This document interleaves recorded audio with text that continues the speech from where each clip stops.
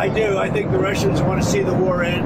Donald Trump-ი ერთადერთია ცივილიზებულ სამყაროში, ვისაც პუტინის ჯერა. სკანდალში გახვალ შტატების ლიდერს ჯერა, რომ ვლადიმირ პუტინს უკრაინაში ომის დასრულება უნდა.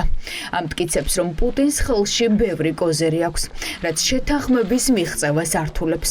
ეს განცხადება ტრამპმა თვითმფრინავში გააკეთა.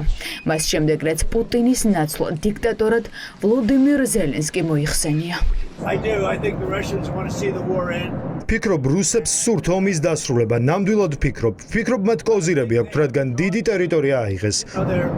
They've taken a lot of territory, so they have the cards. A dictator without elections, Zelensky better move fast or he's not going to have a country left. Got to move fast. ყველაფერი ტრამპის ამ სკანდალური განცხადებით დაიწყო.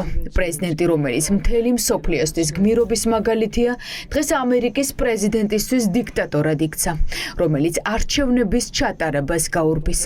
დონალდ ტრამპის ამ განცხადებამ მსოფლიოს დღის წესრიგი თავდაყირა დააყენა. ის პირველი ლიდერია, რომელმაც უკრაინა რუსეთთან ომის დაწყებაში დაადანაშაულა. ამ განცხადებამ ცხადყო, რომ ტრამპის ადმინისტრაციისგან უკრაინა ბევრს არაფერს უნდა ელოდოს. საერთაშორისო მედიაში უკვე გაჩნდა სტატიების სათაურებით. ტრამპის ადმინისტრაცია პუტინის მოკავშირეა. But think of it, a modestly successful comedian. დაფიქრდით, მოკრძალებულად წარმატებულმა კომიკოსმა ვოლოდიმირ ზელენსკიმ ამერიკის შეერთებულ შტატებს 350 მილიარდი დოლარის დახარჯვას თხოვა, რომ წასულიყო ომში, რომლის მოგებაც შეუძლებელია. ის უარს ამბობს არჩევნებზე. უკრაინის გამოკითხვებში ძალიან დაბალი მაჩვენებელი აქვს და ერთადერთი რაშიც კარგად იყო, არის ის, რომ ბაიდენს სალამურივით ათამაშებდა. ის არის დიქტატორი არჩევნების გარეშე. ზელენსკის ჯობს სწრაფად იმოძრაო, თორემ ქვეყანა აღარ დარჩება. იმავდროულად ჩვენ წარმატებით ვაწარმოებთ მოლაპარაკებებს რუსეთთან ომის დასრულების შესახებ, რასაც ყველა აღიარებს, რომ მხოლოდ ტრამპს და ტრამპის ადმინისტრაციას შეუძლია.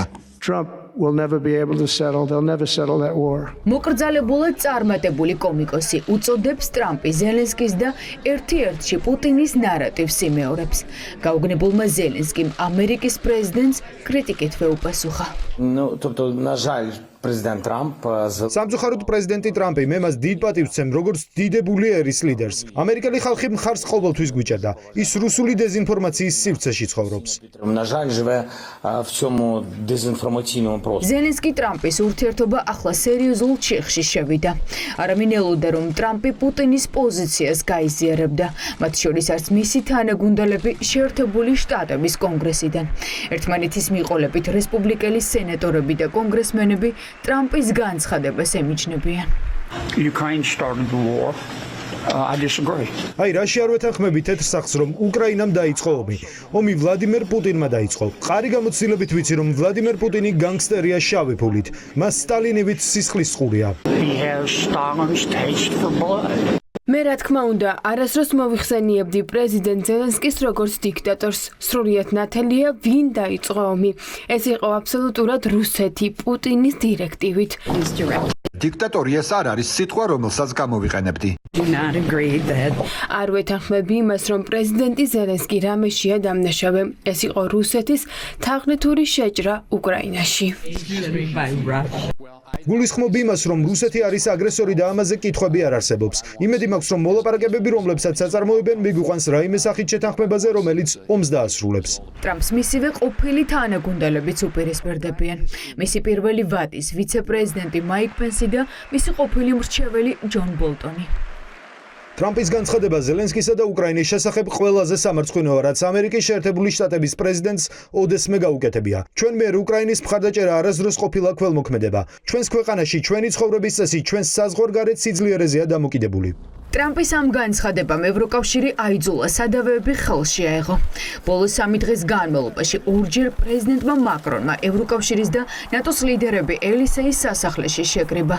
მოლაპარაკებების დასრულების შემდეგ ემანუელ მაკრონმა უკრაინის და ევროპის უსაფრთხოების გარანტიები საკუთარ თავზე აიღო, რაც ნიშნავს იმას, რომ ევროკავშირი აქტიურ მოქმედებაზე გადადის. ტრამპის განცხადებებით შოკირებული ევროპელი ლიდერები ამბობენ, რომ ასეთი განცხადებები სამშვიდობო შეთანხმებას ვნებს. ჩვენ ვეძებთ გრძელვადიან და მტკიცე მშვიდობას უკრაინაში. ჩვენ ვდგავართ უკრაინის გვერდით და ვიღებთ სრულ პასუხისმგებლობას ევროპაში მშვიდობისა და უსაფრთხოების უზრუნველსაყოფად. ეს არის საფრანგეთის ფუნდამენტური ინტერესი და მე ვარ მისი გარანტი. პრეზიდენტ ზელენსკის დემოკრატიული ლეგიტიმურობის უარყოფა საშიში და არასწორია. 3 წელია უკრაინა თავს იცავს რუსეთის უმოწყალო აგრესიული ომისგან. სრული სიმართლეა, ვოლოდიმირ ზელენსკი არის უკრაინის არჩეული სახელმწიფოს მეთაური. ის ფაქტი, რომ რეგულარული არჩევნები ვერ ჩატარდება ომის მიმდინარეობისას, შეესაბამება უკრაინის კონსტიტუციის მოთხოვნებს და საარჩევნო კანონმდებლობას. საპირისპირო არავინ უნდა ამტკიცოს. ეს განცხადებები ევროპელმა ლიდერებმა ვაშინგტონში ვიზიტამდე გააკეთეს. საფრანგეთის და ბრიტანეთის ლიდერები რამდენიმე დღეში ვაშინგტონში კონკრეტული გეგმით ჩადიან. დიდი ბრიტანეთი მზადაა უკრაინაში 30,000 ევროპელი ჯარისკაცი გაგზავნოს, რაც უკრაინას უსაფრთხოების გარანტიებს მისცემს. კირ სტარმერს აქვს კონკრეტული გეგმა, რომელსაც ტრამპს თეთრ სახლში გააცნობს. დონალდ ტრამპის განცხადებამ ევროკავშირს კიდევ ერთხელ აჩვენა, რომ ევროპის უსაფრთხოება მათი დასაცავია.